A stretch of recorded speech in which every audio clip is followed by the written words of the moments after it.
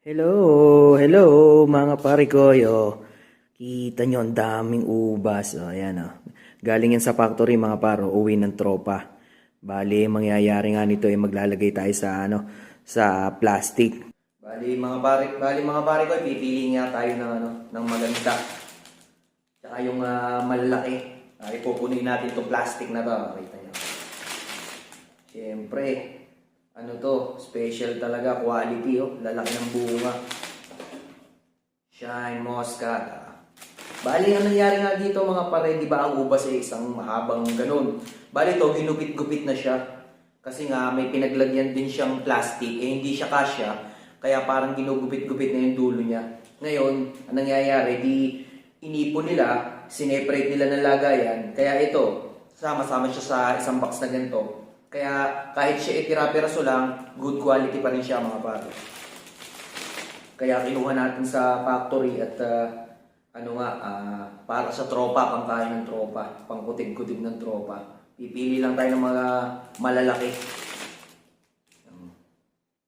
Oh, grabe, ganda mga pare. Tapos, yan pa natin. Mas magandang talaga eh.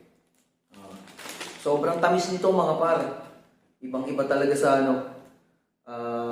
ibang-iba sa ubas dyan sa atin. Seedless nga pala to mga par, walang buto to. Grabe, lalaki. Quality siya. Kaya nakakatuwa din. Ang dami pa mga par kung talaga lang na mag-uwi ka lahat na, ang dami. Kaya nga lang, syempre, hindi rin ganun kagaan dalhin. Ang bigat din talaga. Kaya kailangan kung mag-uwi ka nito, dito lang talaga yung bitbit mo, wala ka ibang bitbit. Ito nga, sa dami, namimili pa ako nito. Mas maganda kasi yung maraming tangkay eh. Kaya hinahanap ko siya yung Pag napuno ko to, ayos na ayos. Solve na solve, ang dami makakakain mga pare. Oh, yuhuu! Alright. Siyempre, hanap pa tayo ng maganda. Mga pinagputulan lang to mga pare, mga dulo. Okay. Yes, maganda. Ang lalaki. Lalaki ng bunga niya.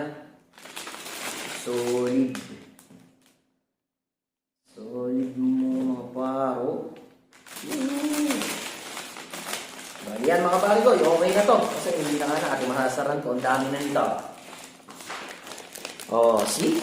Shine Muscat. Ang dami. Galing.